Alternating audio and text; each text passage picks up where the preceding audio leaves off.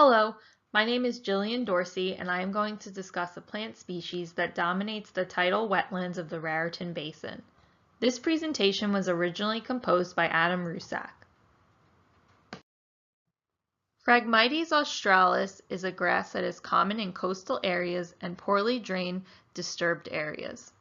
There are three main strains, two of which are native to the United States. One of them is native to California and the other to the East Coast. However, the vast majority of Phragmites seen along the Raritan is a strain that came from Europe.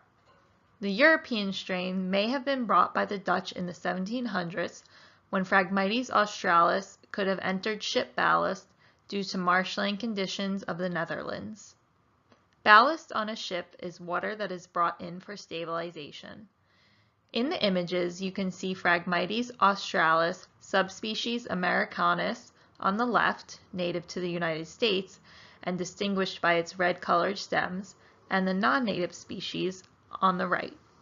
The invasive Phragmites has become much more vigorous than the native ones, often overcrowding the patches of native Phragmites and other native tidal marsh species. This marshland plant has a distinct impact on both the terrestrial and the aquatic ecosystems. One major issue is that Phragmites australis produces more above-ground biomass in comparison to other native grasses. Therefore, the soils themselves will eventually gain more biomass when the Phragmites decomposes.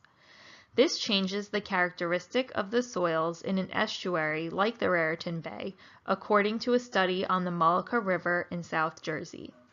Related to this issue is fire danger because there is now a higher density of fuel for a fire to begin and high organic content in the soil that can prolong a fire. Because Phragmites australis dies back every year with the frost, this presents dense fields of dead vegetation which will burn easily.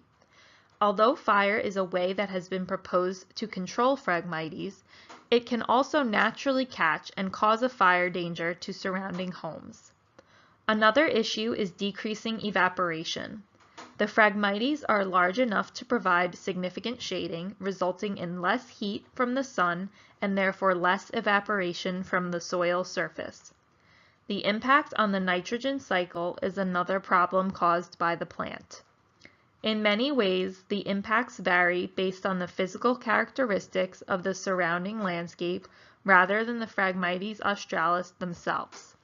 However, Phragmites generally deposits more nitrogen in the soil and create a nitrogen sink of sorts. It is unclear where the nitrogen comes from, but the plant has high productivity and carbon allocation in the tissue, freeing up nitrogen.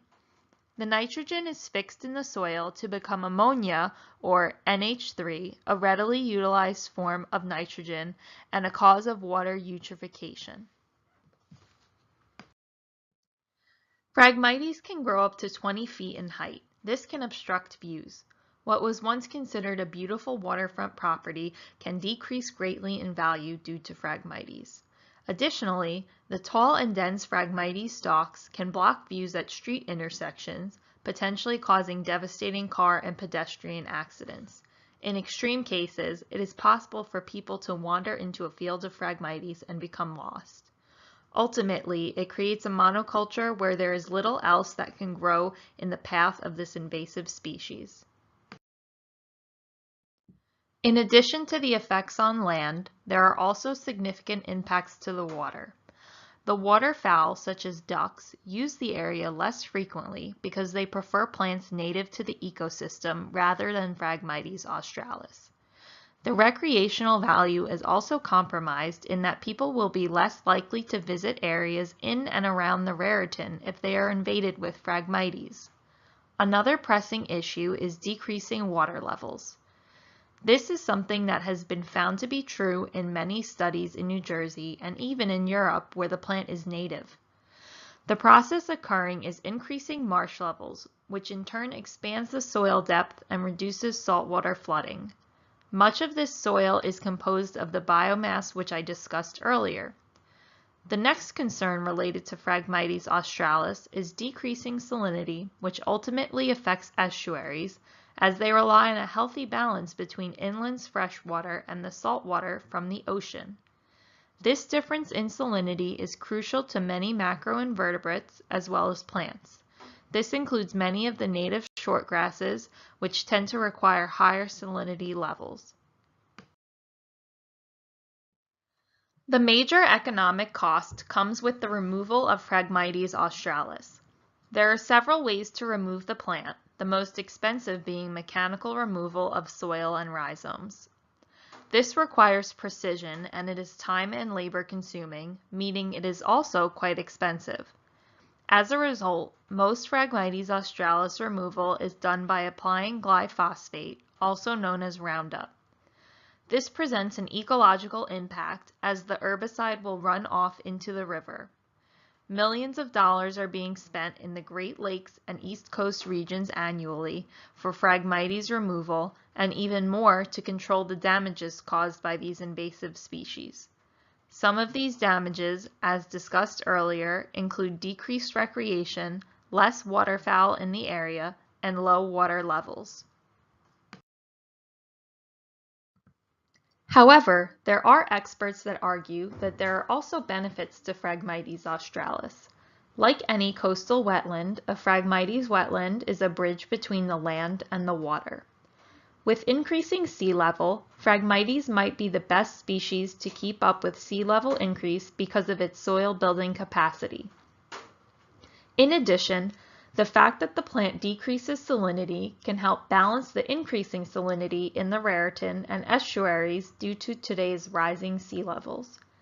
As Phragmites has slow decay rates, it is also a good way to build up marshes that are greatly needed in this area of New Jersey. This does not argue for planting Phragmites. Rather, it raises questions regarding some of the investment in removing Phragmites. In addition, it has been shown that certain birds, like the yellowthroat, marsh wren, salt marsh sparrow, and least bittern, do, in fact, roost in Phragmites australis.